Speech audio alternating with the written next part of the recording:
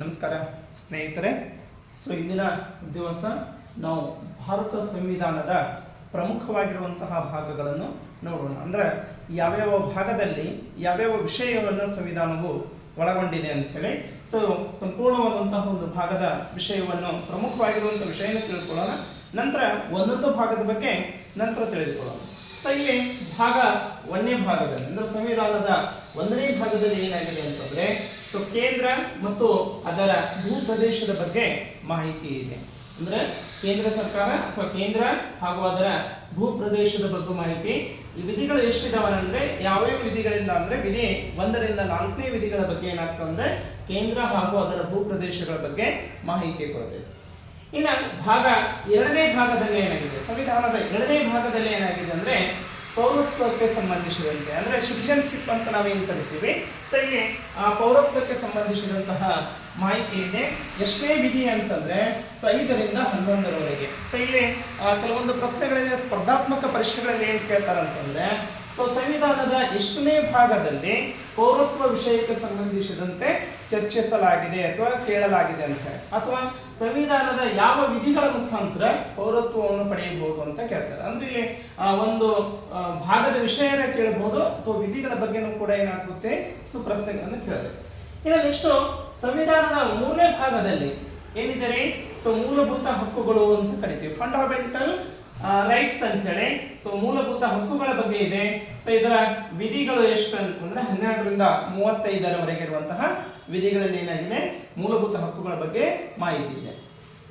ಇನ್ನು 4ನೇ ಭಾಗದಲ್ಲಿ ಸಂವಿಧಾನದ 4ನೇ ಭಾಗದಲ್ಲಿ ರಾಜ್ಯ ನಿರ್ದೇಶಕ ತತ್ವಗಳು ಅಂತ ಕರಿತೀವಿ, ರಾಜ್ಯ ನಿರ್ದೇಶಕ ತತ್ವಗಳು. ಇಲ್ಲಿ ವಿಧಿ ಸಂಖ್ಯೆ 36ರಿಂದ 51. ಇನ್ನು ಅದೇ 4A ಅಂದ್ರೆ ಸಂವಿಧಾನದ 4A ಅಂತ ಹೇಳಿ ಒಂದು ಭಾಗ ಇದೆ. ಅದರಲ್ಲಿ ಮೂಲಭೂತ ಕರ್ತವ್ಯಗಳ ಬಗ್ಗೆ ತಿಳಿಸಿಕೊಳ್ಳಲಾಗಿದೆ. ಅಂದ್ರೆ ಇಲ್ಲಿ ನಾನೇನ್ ಕೊಡಬೇಕು, ಮೂಲಭೂತ ಹಕ್ಕುಗಳು ಸಂವಿಧಾನದ 3ನೇ ಭಾಗದಲ್ಲಿ ಬಂದರೆ ಸಂವಿಧಾನದ 4A ಭಾಗದಲ್ಲಿ ಏನಾಗಿದೆ ಅಂದ್ರೆ ಮೂಲಭೂತ ಕರ್ತವ್ಯಗಳ ಬಗ್ಗೆ, ಫಂಡಮೆಂಟಲ್ ಡ್ಯೂಟೀಸ್ ಅಂತ ಹೇಳಿ ಕರಿತೀವಿ. ಅದು ವಿಧಿಗಳ ಸಂಖ್ಯೆ ಎಷ್ಟಿದೆ 51A ತಿಳಿಸಿಕೊಳ್ಳಲಾಗಿದೆ. ಇನ್ನು ನೆಕ್ಸ್ಟ್ ಸಂವಿಧಾನದ 5ನೇ ಭಾಗದಲ್ಲಿ ಏನಿದೆ ಕೇಂದ್ರ ಸರ್ಕಾರದ ಬಗ್ಗೆ, ಕೇಂದ್ರ ಸರ್ಕಾರದ ಕಾರ್ಯಗಳಾಗಿರ್ಬೋದು, ಕರ್ತವ್ಯ ಆಗಿರ್ಬೋದು ಅಥವಾ ಇನ್ನಿತರ ಅಂಶಗಳ ಬಗ್ಗೆ ಏನಾಗ್ತಂದ್ರೆ ಕೇಂದ್ರ ಸರ್ಕಾರಕ್ಕೆ ಇರುವಂತಹ ಅನೇಕ ಅಂಶಗಳನ್ನು ಕೂಡ ವಿಧಿ 52ರಿಂದ 151ರವರೆಗೆ ಏನಾಗ್ತಂದ್ರೆ ತಿಳಿಸ್ಕೊಡ್ತೇವೆ.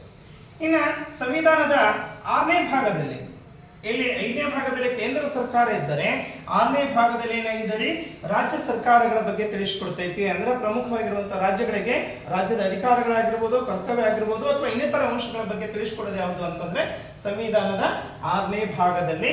ಎಷ್ಟೇ ವಿಧಿಗಳ ಮುಖಾಂತರ ಅಂದ್ರೆ ವಿಧಿ 152ರಿಂದ 237ರವರೆಗೆ. ಇನ್ನು ನೆಕ್ಸ್ಟ್ ಸಂವಿಧಾನದ 7ನೇ ಭಾಗದಲ್ಲಿ ಇದು ನಿಯಮಾವಳಿಗಳಿಗೆ ಸಂಬಂಧಿಸಿದಂತೆ ಇತ್ತು ಮೊದಲ, ಆದ್ರೆ 7ನೇ ತಿದ್ದುಪಡಿ ಏನಾಗಿದೆ ಅಂದ್ರೆ 1956ರ ಮೂಲಕ ಏನಾಗಿದೆ ಅಂದ್ರೆ ಅದು ರದ್ದುಪಡಿಸಲಾಗಿದೆ. ಅಂದ್ರೆ ಆ ವಿಧಿ ಈಗ ಇಲ್ಲ ಅಂತ ಹೇಳಿ. ನೆಕ್ಸ್ಟ್ ಸಂವಿಧಾನದ ಭಾಗದ 8ನೇ ಭಾಗದಲ್ಲಿ ಏನಿದೆ ಇಲ್ಲಿ ಮೇಲ್ಗಡೆ ನೋಡಬಹುದು. 5ನೇ ಭಾಗದಲ್ಲಿ ಕೇಂದ್ರ ಸರ್ಕಾರ ಇದ್ರೆ 6ನೇ ಭಾಗದಲ್ಲಿ ರಾಜ್ಯ ಸರ್ಕಾರಗಳಿದೆ. 7ನೇದು ಯಾವುದಿಲ್ಲ. 8ನೇದಲ್ಲಿ ಏನಿದೆ ಅಂದ್ರೆ ಕೇಂದ್ರಾಡಳಿತ ಪ್ರದೇಶಗಳ ಬಗ್ಗೆ. ಯಾವುದರ ಬಗ್ಗೆ? ಕೇಂದ್ರಾಡಳಿತ ಪ್ರದೇಶಗಳ ಬಗ್ಗೆ ಮಾಹಿತಿ ಇದೆ. ಅದು ವಿಧಿ 229ರಿಂದ 247ರವರೆಗೆ. ಇನ್ನು ನೆಕ್ಸ್ಟ್ 9ನೇ ಭಾಗ